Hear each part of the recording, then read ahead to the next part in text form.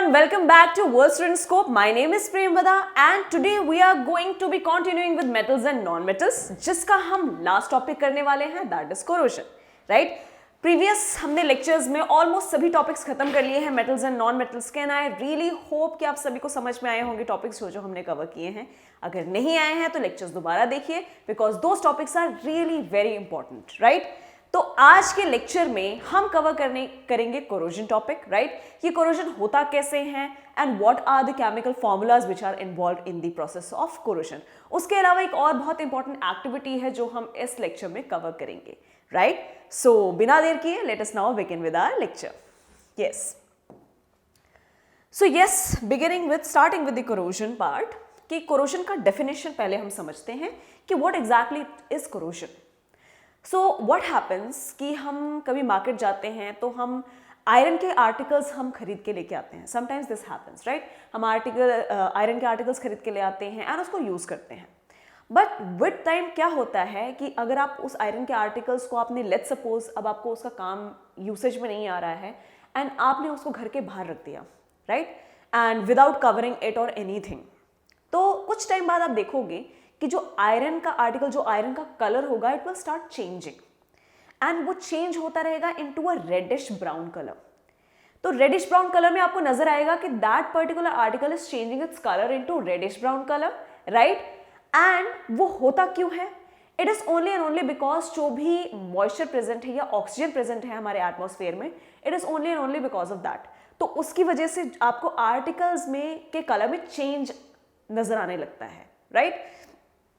And जो वो change होता है, जो रेडिश ब्राउन कलर में जो चेंज आता है, that is what is corrosion. उसी को हम कहते हैं कोरोजन. इसका मतलब रस्टिंग. उस पर रस्ट लगने लग जाती है. जैसे हम हिंदी में बोलते हैं उस पर जंग लग गया, आयरन में जंग लग गया. तो वो क्या है? रस्ट लग गया एंड वो आयरन का आर्टिकल खराब हो रहा है, कोरोड हो रहा है. उसके लिए हम ये टर्म यूज करते हैं. तो वही बेटा वही चीज होती है कोरोजन एंड वही हम पढ़ने वाले हैं.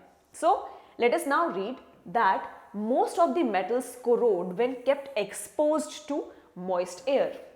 Moist air मतलब एयर जिसमें मॉइस्चर का कंटेंट हो, वाटर का कंटेंट हो. ऐसा एयर जिसमें वाटर का कंटेंट हो उसको हम बोलते हैं मॉइस्ट एयर. एंड कोई भी आयरन का आर्टिकल जो है या ऐसे आर्टिकल्स जो कोरोड हो सकते हैं, अगर वो मॉइस्ट एयर के कॉन्टैक्ट में आते हैं तो वो क्या कर जाते हैं? कोरोड कर जाते हैं. And we are mostly talking about the metals, right? यहाँ पे आप नॉन मेटल्स मेंशन नहीं करोगे बिकॉज बेटा नॉन मेटल्स कोरोड नहीं हो सकते, राइट? सो इसीलिए हम यहाँ पे अगर आप ये वर्ड लिख रहे हो, ये टर्म यूज कर रहे हो, तो it is more suitable that most of the metals corrode when kept expose to moist air and this is called as corrosion. इसी को हम बोल देते हैं कोरोजन. क्लियर? ऑलराइट. तो एग्जाम्पल के लिए बेटा सबसे पहला एग्जाम्पल है हमारे पास corrosion of silver, right? And हम कोरोजन के जितने भी एग्जाम्पल्स पढ़ेंगे बेटा उन सभी के reactions are very very very important, right?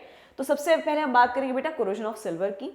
So silver articles become black after some time when exposed to air because it reacts with sulphur in the air to form a coating of silver sulphide. So क्या होता है कि silver के articles, सी अगर आपने silver खरीदा है and अगर आपने सिल्वर आपके पास है आर्टिकल, तो आप उसको नोटिस करना कि जब आप फर्स्ट उसको खरीदते हो, जब आपने फर्स्ट टाइम बाय किया होता है सिल्वर, तो वो काफ़ी शाइनी लगता है. It appears to be really shiny, right? लेकिन कुछ टाइम के बाद जब आप उसको यूज़ करते रहते हो, अब for example I am wearing a silver article. ये जो मैंने अपने फिंगर में पहना हुआ है, it is a silver article, right? And if when I bought this article first, तो ये बहुत शाइन कर रहा था, right? It was shiny all over. But now if I see this article, तो I would see that इसकी अब shine जो है वो थोड़ी सी कम हो गई है. Although it is still shiny, ये अभी भी पूरा 100% ब्लैक नहीं हुआ है, बट इसका जो कुछ पार्ट जो है वो लेस शाइनी है. Whereas this particular article on my other finger, जो ये वाला आर्टिकल है, it is also a silver. And but if I see it, अगर मैं इसको ध्यान से देखूं तो कई जगह ये हल्का हल्का ब्लैक होने लग गया है. It has started to become a little black. And the reason being कि जो सिल्वर आर्टिकल्स हैं, क्योंकि बेटा हमारे एटमॉस्फेयर में डिफरेंट गैसेस प्रेजेंट होती हैं. We have nitrogen, we have carbon, we have oxygen, we have sulphur, right?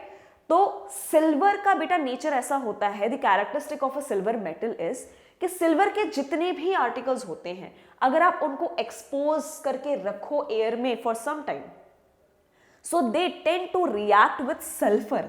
यहां पे बेटा they are reacting with sulphur, right, and क्या फॉर्म करते हैं बेटा, become black, black coating form करते हैं। बट ऐसा नहीं है कि अगर आप देखो सिल्वर आर्टिकल अगर आप ऑब्जर्व करना स्टार्ट करो तो अगले दिन ही ब्लैक हो जाएगा, no, since silver is less reactive, least reactive elements में आता है। हमने मेटल्स एंड नॉन मेटल्स में थ्रू आउट पढ़ा है बेटा silver is the least reactive metal, तो इसको रिएक्शन करने में बेटा बहुत टाइम लगता है।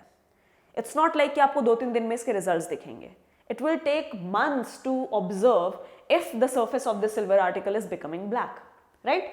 सो वो ब्लैक कोटिंग आ जाती है, वो ब्लैक कोटिंग होती है सिल्वर सल्फाइड की, बिकॉज सिल्वर धीरे धीरे रिएक्ट करता है with sulphur that is present in the air, right. तो उसके लिए बेटा हमारे पास इक्वेशन भी है, and equation is 2Ag, Ag is silver, Ag को आपने हाइड्रोजन सल्फाइड के साथ रिएक्ट किया, ठीक है, या वो अपने आप रिएक्ट हुआ।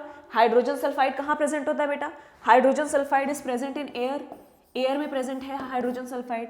तो when silver reacts with hydrogen sulphide it forms silver sulphide. ये किसका फॉर्मूला है, this is silver sulphide, and apart from that after the reaction hydrogen gas is released, hydrogen gas is released, right। so ये समझ में आ गया, silver को आपने react करवाया है हाइड्रोजन सल्फाइड से which is present in the air, and when it reacts it forms silver sulfide and hydrogen gas is released further, clear, okay। अब आगे देखते हैं बेटा, एक और एग्जांपल है हमारे पास, corrosion of copper, ठीक है। अब कॉपर भी आपको पता है, copper is also one of the metals which is least reactive. तो कॉपर कैसे रिएक्ट करता है, copper reacts with moist carbon dioxide in the air. Copper किसके साथ रिएक्ट करेगा, मॉइस्ट कार्बन डाइऑक्साइड के साथ। ये carbon dioxide it is also present in the atmosphere and plus it is moist. Moist का मतलब ही बेटा ये होता है कि इसमें H2O की प्रेजेंस है, चाहे इन दी वेपर फॉर्म। मॉइस्ट का मतलब ही वही हुआ कि उसमें अगर आपको H2O मॉलिक्यूल की प्रेजेंस नजर आ रही है तो, right. So copper reacts with moist carbon dioxide in the air and slowly loses its shiny brown surface and gains a green coat called copper carbonate. अगर आपने बेटा कॉपर के वायर्स भी देखे हो या कॉपर के यूटेंसिल्स भी देखे हो तो आपको नजर आएगा कि वो थोड़ा ब्राउनिश कलर का होता है, राइट, शाइनी ब्राउनिश ऐसा कुछ कलर का होता है। एंड जब वो धीरे धीरे slowly when it reacts with moist carbon dioxide in the atmosphere from the atmosphere, तो वो अपना शाइनी ब्राउन सरफेस लूज कर देता है।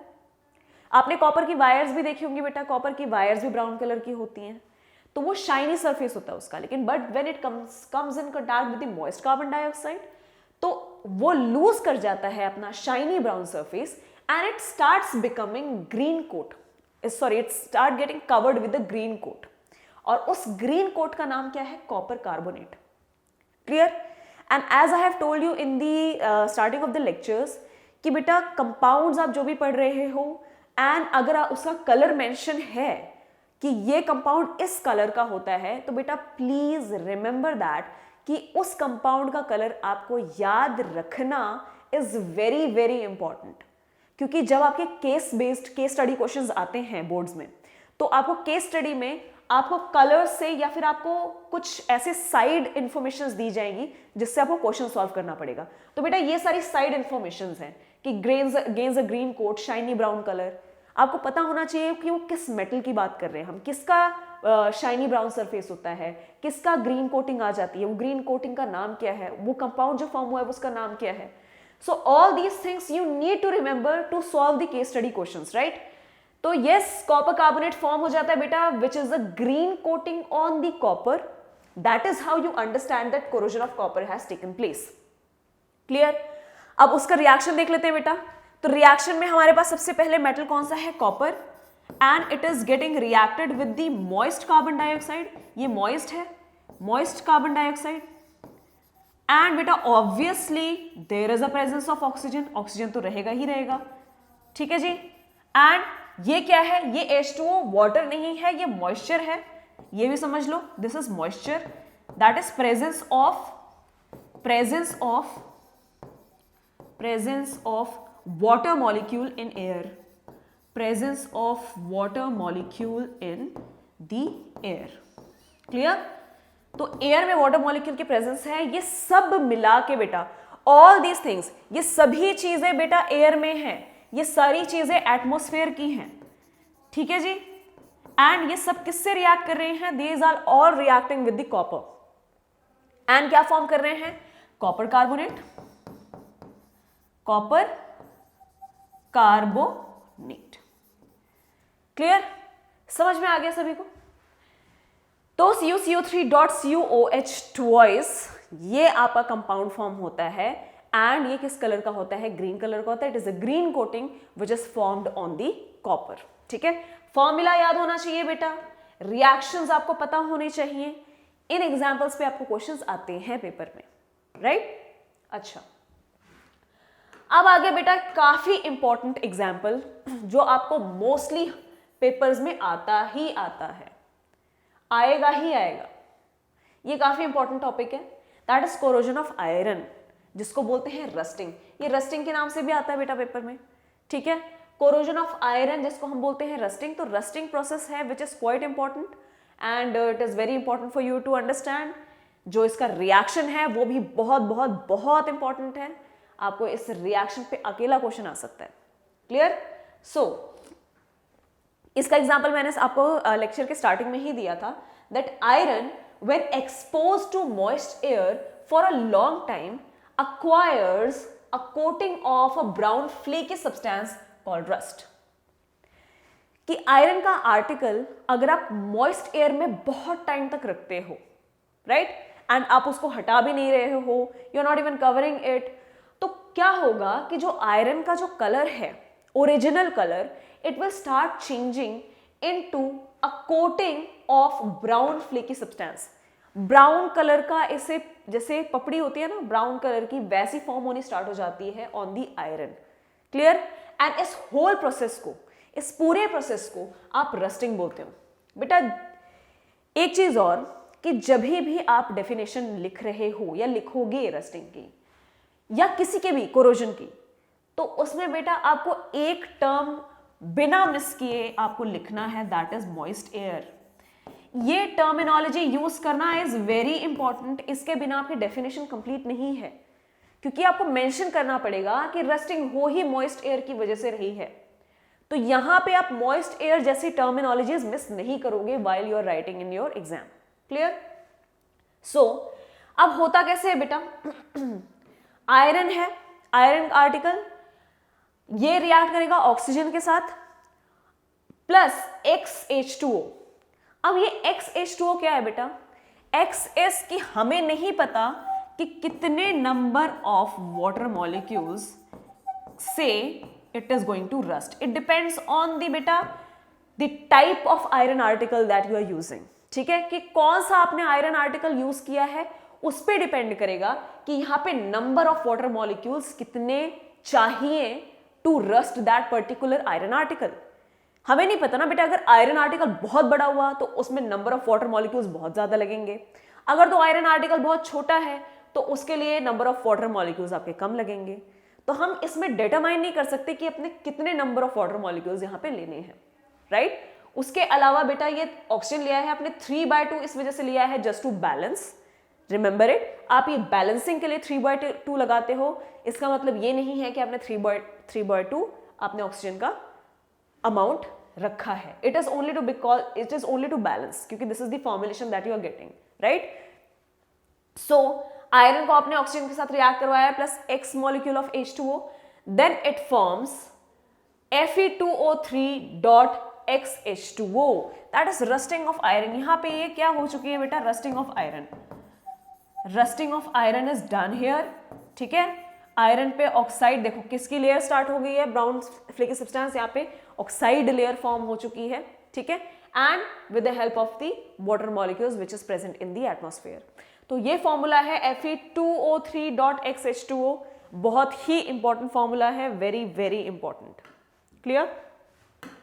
ऑलराइट, अब बेटा आपको कोरोजन समझ में आ गया है कि कोरोजन होता क्या है, कि जो आर्टिकल्स आपने देखे, सिल्वर आर्टिकल देखा आपने, कॉपर का आर्टिकल देखा, उसके अलावा आपने आयरन का आर्टिकल देखा है। तो इन आर्टिकल्स का मॉइस्ट एयर की वजह से क्या डिफरेंस आता है इन आर्टिकल्स पे, वो हमने पढ़ा है। हमने उसके इक्वेशंस पढ़ी हैं, केमिकल रिएक्शंस पढ़े हैं। उनमें से भी लेट मी टेल यू कि रिएक्शंस सभी के बहुत इंपॉर्टेंट हैं, and most importantly rusting of iron. Clear? अब बात करेंगे कि बेटा अगर आपको ये रस्टिंग देखने को मिल भी रही है या रस्टिंग हो भी रही है बाय एनी चांस, एंड आप नहीं चाहते हो कि मॉइस्ट एयर की वजह से हमारे कोई भी आर्टिकल खराब हो, चाहे वो कॉपर हो, चाहे वो सिल्वर हो, चाहे वो आयरन हो, तो उसके लिए हम क्या क्या स्टेप्स ले सकते हैं so that we can prevent such type of rusting. ठीक है, तो उसके लिए हम टॉपिक स्टार्ट करने वाले हैं बेटा प्रिवेंशन ऑफ कोरोजन, कि हम कोरोजन कैसे प्रिवेंट कर सकते हैं। क्लियर? तो देखते हैं that various methods used for preventing the rusting of iron are, कि आप आयरन की रस्टिंग किन किन तरीकों से प्रिवेंट कर सकते हो। तो कुछ टॉपिक्स हैं बेटा, कौन कौन से? पेंटिंग, ऑयलिंग, ग्रीसिंग कर सकते हो, गैल्वेनाइजिंग, क्रोम प्लेटिंग, एनोडाइजिंग और मेकिंग अलॉयज। इनमें से आपको बेटा आ सकता है, तो आपको इन सभी के बारे में पता होना चाहिए कि आप पेंट कर सकते हो। सी, अब पहले आप इमेज देख लो ये वाली। तो यहां पे इमेज देखो, ये क्या है? ये आयरन आर्टिकल है। ठीक है, ये आयरन है सिंपल, एंड ये रस्टेड आयरन है। देखो इस तरीके से ये ब्राउन फ्लेकी सब्सटेंस फॉर्म हो जाते हैं। ठीक है, रस्टिंग ऑफ आयरन या रस्टेड आयरन, ये आयरन की रस्टिंग हो चुकी है। सी, ब्राउन फ्लेकी सब्सटेंस फॉर्म हो रहा है, आपको पता लग रहा है ये आयरन का आर्टिकल कितना खराब है। ठीक है, इसमें रस्टिंग हुई हुई है। तो इस चीज को बेटा आप कैसे प्रिवेंट कर सकते हो? आप ये कर सकते हो कि आयरन के ऊपर आप पेंटिंग कर दो, आयरन के ऊपर आप किसी सब्सटेंस से पेंट कर दो ताकि वो एयर के कांटेक्ट में आए ही ना। उसके अलावा आप ऑयलिंग कर सकते हो। यहां पे अगर आप आयरन आर्टिकल की ऑयलिंग कर दोगे तब भी वो मॉइस्ट एयर के कांटेक्ट में नहीं आएगा। Then what you can do is greasing, कि आप उस पर ग्रीसिंग कर दी तो ग्रीसिंग की वजह से भी वो मॉइस्ट एयर के कांटेक्ट में नहीं आएगा। उसके अलावा गैल्वेनाइजिंग, इसके बारे में मैं आपको डिटेल में समझाऊंगी। ठीक है, गैल्वेनाइजिंग के बारे में, क्रोम प्लेटिंग, कि आप क्रोम जो है, क्रोम आप उसके ऊपर चढ़ा दो। ठीक है, क्रोम के कोटिंग कर दो आयरन के ऊपर। उसके अलावा एनोडाइजिंग, एनोडाइजिंग भी मैं आपको एक्सप्लेन करूंगी कि एनोडाइजिंग क्या है, एंड अलॉयज भी आपको मैं एक्सप्लेन करूंगी कि how it helps in prevention of corrosion. Clear? तो आगे चलते हैं बेटा। हाँ जी, so yes, oiling, painting, greasing, तो बेटा इट इज वेरी इजी कि आपने उसके ऊपर पेंट कर दिया, ऑयलिंग कर दी या फिर ग्रीसिंग कर दी, तो वो मॉइस्ट एयर के कांटेक्ट में नहीं आता। अब बारी आती है गैल्वेनाइजेशन की, कि गैल्वेनाइजेशन क्या होता है, ये समझना थोड़ा सा इंपॉर्टेंट है। सो गैल्वेनाइजेशन क्या है? It is a method of protecting steel and iron from rusting by coating them with a thin layer of zinc। तो बेसिकली जब आप आयरन पे जिंक की लेयर चढ़ा देते हो, आयरन पे जब आपने जिंक लेयर चढ़ा दी तो उस प्रोसेस को बेटा क्या बोलते हैं? गैल्वेनाइजेशन। ठीक है, आयरन पे जिंक कोटिंग करना is called as galvanisation, and the iron coated with the zinc is called galvanized iron। तो ऐसा आयरन जिसपे जिंक की कोटिंग हो रखी है, उस टाइप ऑफ आयरन को आप बोलोगे galvanized iron, since it has already coated with the zinc। So that is why you are saying it as what? Galvanized iron। अच्छा, अब आगे देखो alloying। alloying क्या होता है आप देख लो। तो alloying क्या है? It is a very good method of improving the properties of a metal। तो बेसिकली जो हम अलॉइंग कर रहे हैं, एक गैल्वेनाइजेशन आपको समझ में आ गया जब हम आयरन पे जिंक की कोटिंग करते हैं। अलॉइंग बेटा एक ऐसा मेथड होता है जिसमें आप मेटल की प्रॉपर्टीज चेंज करते हो। तो लेट्स सपोज अगर आयरन मुझे चाहिए, आयरन की यूसेज मेरे पास बहुत ज्यादा है, तो मैं कोई ना कोई ऐसा मेथड अपनाऊंगी जिससे मैं आयरन की प्रॉपर्टी थोड़ी सी चेंज कर दूं, उसको थोड़ा सा बेटर बना दूं।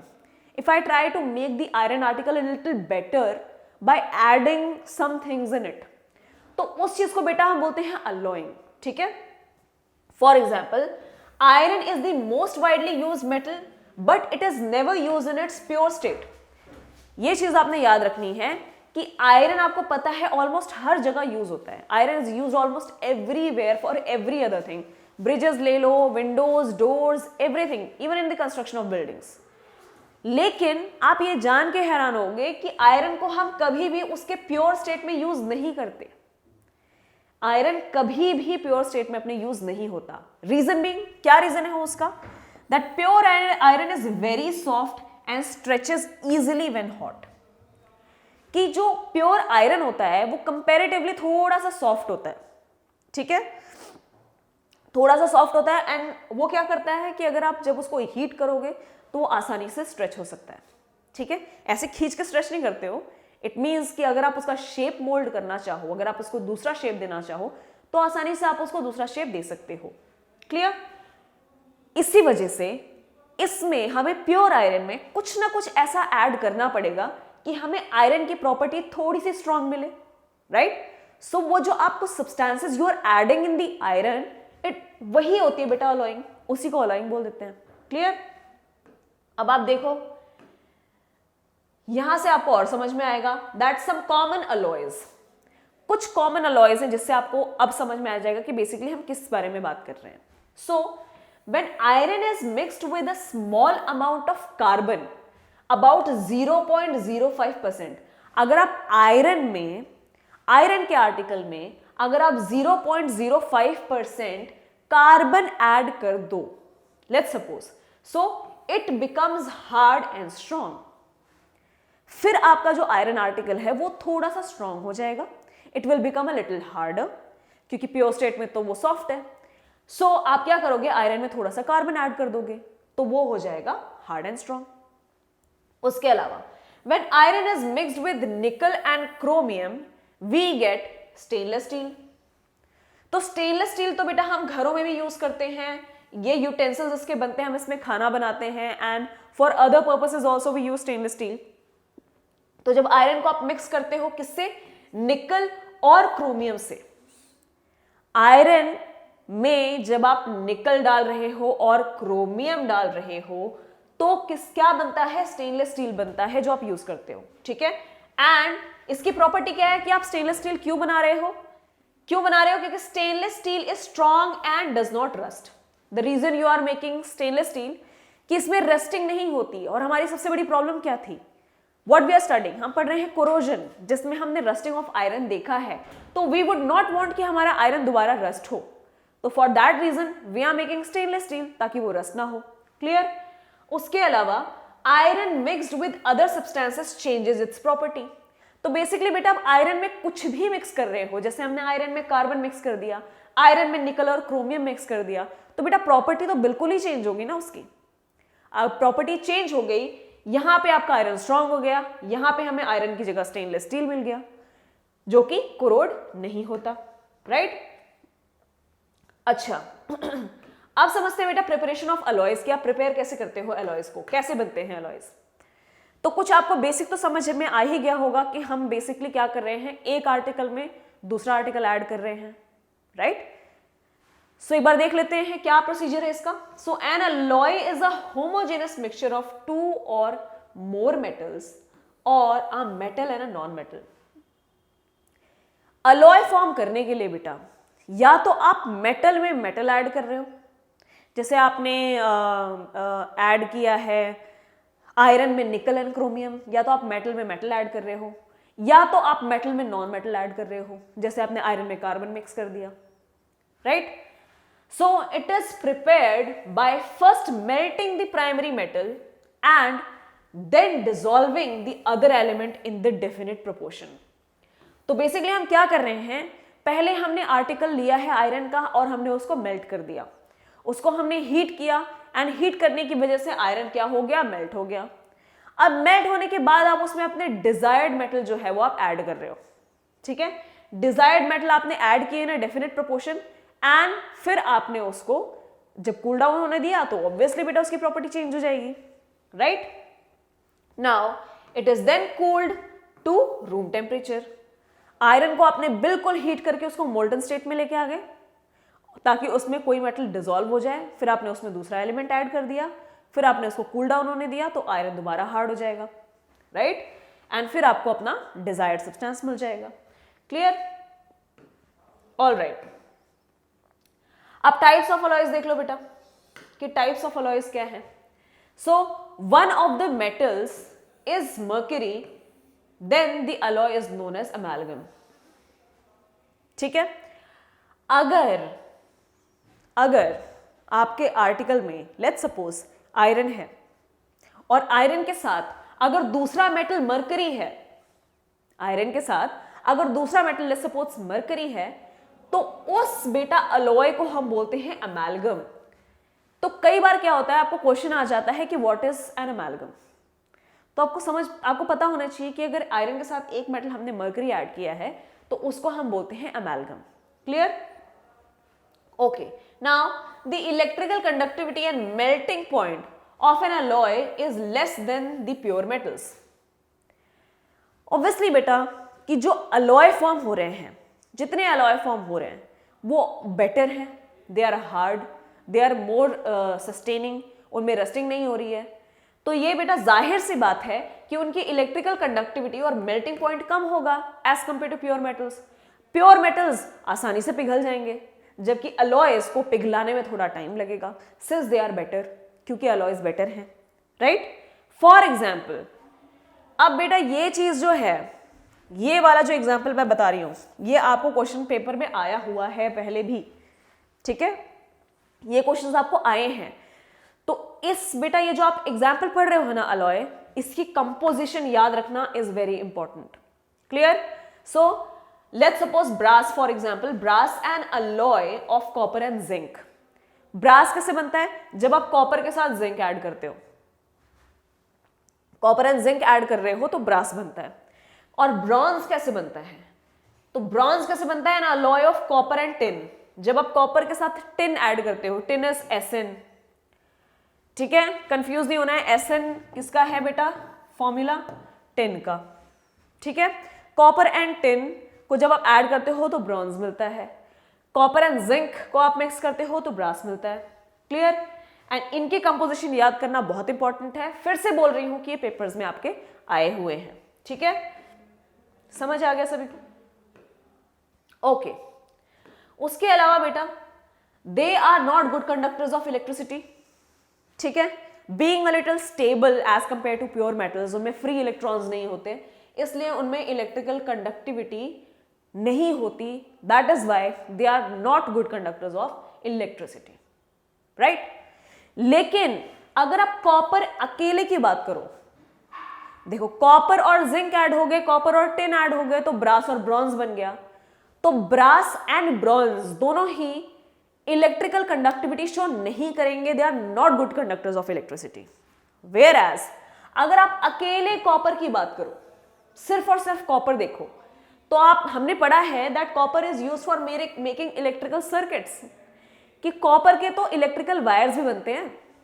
अगर आप अकेले कॉपर की बात करो तो देखो प्रॉपर्टी चेंज हो गई ना, अगर आप अकेले कॉपर की बात कर रहे हो तो इलेक्ट्रिसिटी यहां पे होगी, इलेक्ट्रिकल कंडक्टिविटी होगी इधर, राइट, ये यहां होगी।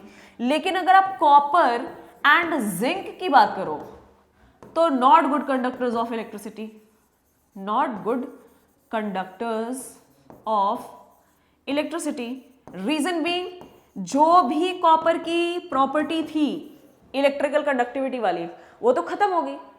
The moment it got mix with the copper and zinc, जैसे ही वो जिंक के साथ मिक्स हुआ उसकी प्रॉपर्टी तो चलेगी, राइट। अच्छा, उसके अलावा बेटा सोल्डर जो है, an alloy of lead and tin PbNSn has a low melting point and is use for welding electrical wires together, ठीक है। सोल्डर यूज होता है बेटा जिसमें आप इलेक्ट्रिकल वायर्स को आपस में जोड़ते हो, क्योंकि इसका लो मेल्टिंग पॉइंट होता है। क्लियर? लो मेल्टिंग पॉइंट होने की वजह से आसानी से मेल्ट हो जाता है और दो इलेक्ट्रिकल वायर्स को ये जोड़ लेता है। आई बिलीव आप सभी ने सोल्डर देखा होगा, राइट। ये किसका अलॉय है? लेड एंड टिन का, PbNSn। क्लियर? All right. अच्छा, इसके अलावा एक बेटा आपका और रह गया है, एक चीज और आपकी रह गई है, वो भी मैं आपको बता देती हूं, एनोडाइजिंग। एनोडाइजिंग भी मैं आपको बता दूं। तो एनोडाइजिंग में बेटा, एनोडाइजिंग होता क्या है basically, let me tell you. तो बेटा एनोडाइजिंग जो है, एनोडाइजिंग हम जनरली यूज करते हैं फॉर एल्यूमिनियम। एल्यूमिनियम, ठीक है जी। तो बेसिकली क्या करते हैं, कैसे होती है एनोडाइजिंग, किसकी प्रोसेस में या किस प्रोसेस के थ्रू होती है एनोडाइजिंग, हम करते हैं इलेक्ट्रोलिसिस के रूप में। इलेक्ट्रोलिसिस के रूप में करते हैं, जिसमें क्या क्या होता है, एनोड होता है एंड क्या होता है, कैथोड होता है, ठीक है। अब कैथोड बेटा होता है नेगेटिव, ठीक है, एनोड होता है पॉजिटिव। इसमें आपने लिया है ग्रेफाइट रॉड, ठीक है। लेकिन जो यहां पे आप एनोड लेते हो बेटा, पॉजिटिवली चार्ज जो एनोड होता है, ये होता है एल्यूमिनियम। एल्यूमिनियम का एनोड लेते हो आप। इलेक्ट्रोलिसिस में आपने एक जगह लिया है कैथोड, दूसरी जगह आप लोगे एनोड, और एनोड आप लोगे एल्यूमिनियम। कि इससे क्या होएगा कि जब इलेक्ट्रोलिसिस स्टार्ट होएगी तो ऑक्सीजन क्या होता है, नेगेटिव चार्ज होता है। तो क्या हो रहा है बेटा, H2O2 नेगेटिव में H positive and O2 negative, O2 negative. तो ये ऑक्सीजन कहां डिपॉजिट होएगा बेटा, जाके पॉजिटिव चार्ज के ऊपर, एल्यूमिनियम के ऊपर, एंड हाइड्रोजन जाएगा कैथोड के ऊपर, राइट। तो इस वजह से ऑक्सीजन की जो लेयर है, ऑक्साइड लेयर जो है, वो एल्यूमिनियम पे आएगी। कौन सी लेयर आएगी, ऑक्साइड लेयर। ऑक्साइड लेयर आ जाएगी एल्यूमिनियम के ऊपर, एंड एल्यूमिनियम स्टेबल हो जाएगा। एल्यूमिनियम फिर फर्दर रिएक्ट नहीं करेगा मॉइस्चर से, क्योंकि उसके ऊपर लेयर फॉर्म हो चुकी है ऑलरेडी, और काफी थिक लेयर फॉर्म होती है, काफी थिक लेयर फॉर्म हो जाती है एल्यूमिनियम के ऊपर। इसी को बोलते हैं एनोडाइजिंग। जब आप एक एनोड जो है वो आप मेटल लेते हो, कौन सा इसमें लिया है हमने, एल्यूमिनियम। एंड ये ज्यादा बेटा सूटेड एनोडाइजिंग हम जनरली आप एल्यूमिनियम के लिए करते हो, ठीक है। तो एनोडाइजिंग में आप एल्यूमिनियम को एज एन एनोड ले रहे हो और फिर आप इलेक्ट्रोलिसिस करवा रहे हो, तो ऑक्सीजन जो ऑक्साइड लेयर है वो एल्यूमिनियम पे आ जाता है। क्लियर। अब आपकी एक एक्टिविटी है इसके ऊपर, अब एक्टिविटी देख लेते हैं, प्रोसीजर स्टार्ट करते हैं। So take 3 test tubes and place clean iron nails in each of them. 3 test tube लिया, तीनों में आपने आयरन नेल डाल दी। Next, label these test tubes A, B and C। A आपने मेंशन कर दिया, B कर दिया, C कर दिया। Now pour some water in test tube A and कॉक इट। आपने क्या किया, थोड़ा सा पानी आपने डाल दिया टेस्ट ट्यूब A में और फिर आपने उसके ऊपर कॉक लगा दी। Now pour boiled distilled water in test tube B।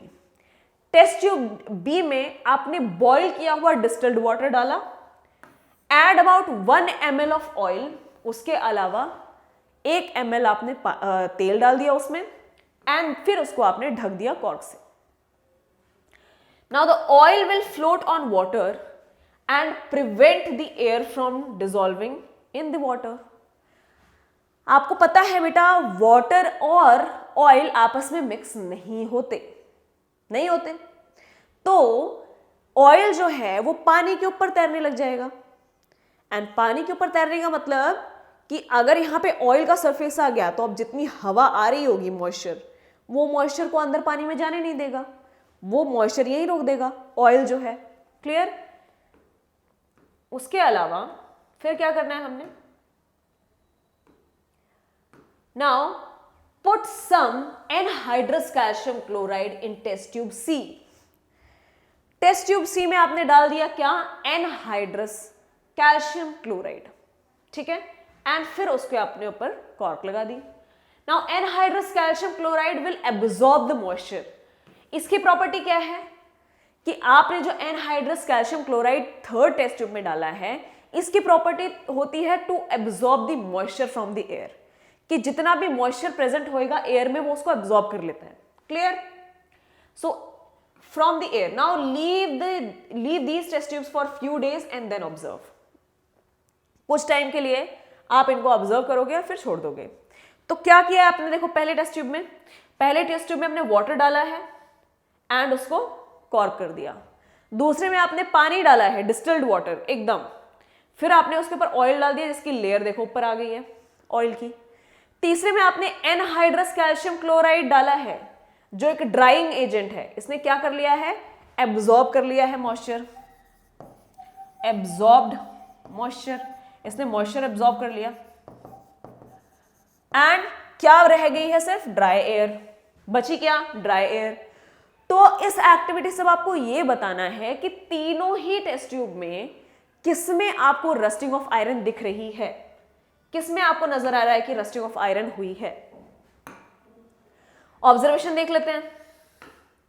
Obviously बेटा जिसमें आपको पूरा एयर है दिख रहा और पानी भी दिख रहा है, पानी और एयर दोनों दिख रहे हैं, उसमें रस्टिंग ऑफ आयरन होगी, वो है test tube A. Test tube B में ऑयल की लेयर की वजह से एटमॉस्फेयर में ऑक्सीजन आ नहीं पा रहा तो वहां रस्टिंग होगी नहीं, और एनहाइड्रस कैल्शियम की वजह से जो है what do we call it as, third test tube जो है हमारी, हाँ जी, जिसमें आपका एनहाइड्रस कैल्शियम क्लोराइड है, उसमें भी आपने देखा है कि यहाँ पे ड्राई एयर हो चुकी है एंड कोई भी फर्दर ऑक्सीजन नहीं बचा है उसमें, तो यहां भी रस्टिंग ऑफ आयरन पॉसिबल नहीं होगा, राइट। तो ऑब्जर्वेशन में क्या है, it is observe that iron nails rust in test tube A, कि सिर्फ टेस्ट ट्यूब ए में रस्टिंग ऑफ आयरन हो रही है, but they do not rust in test tube B and C, B and C दोनों में ही रस्टिंग ऑफ आयरन पॉसिबल नहीं है, clear. In test tube A, the nails are exposed to both air and water, as we can see. Test tube A में सभी ने देखा कि पानी भी प्रेजेंट है और एयर भी प्रेजेंट है, therefore nails become rusted. लेकिन such case is not present in B and C. तो in test tube B, the nails are exposed to only water. सिर्फ पानी से एक्सपोज है लेकिन एयर नहीं है because of the oil. And the nails in test tube C are exposed to dry air. और test tube सी में तो बेटा ड्राई एयर है, कोई मॉइस्चर नहीं है। मैंने आपको बोला था कि मॉइस्ट एयर की वजह से रस्टिंग होती है, लेकिन यहां तो एयर ड्राई है, मॉइस्ट ना होने की वजह से यहां भी रस्टिंग नहीं होगी, क्लियर। सो क्या कंक्लूजन निकलता है इस एक्सपेरिमेंट से हमारा, व्हाट डू वी कंक्लूड, हाँ जी, तो कंक्लूजन है this experiment shows that both air, oxygen and moisture are essential for rusting to take place. Rusting of iron के लिए ऑक्सीजन भी चाहिए, मॉइस्ट एयर चाहिए और वाटर भी चाहिए। ऑक्सीजन एंड मॉइस्चर दोनों की रिक्वायरमेंट होती है to take place the rusting of iron, clear. So yes, with this we finish our chapter metals and non metals. Finally आपका खत्म हो चुका है finally metals and non metals, and this chapter is very very important for your basics, right. And जो भी मैंने आपको बताया है कि कहाँ से क्वेश्चंस आ सकते हैं, उन बातों को आपने ध्यान रखना है, अच्छे से पढ़ना है, पूरा चैप्टर गो थ्रू करना है, कुछ ना समझ में आए तो बार बार लेक्चर्स देखना है, क्लियर। ऑलराइट, तो अगला चैप्टर आएगा हमारा carbon and it's compounds, that is also a very important chapter, right. तो उसके लिए सबसे पहले आपने बेसिक्स क्लियर करने हैं, आपने जो आपके पिछले 3 चैप्टर्स हैं, ठीक है। यस, तो this was all about this lecture, and keep studying, keep spreading the knowledge, and I will see you in the next lecture. Thank you.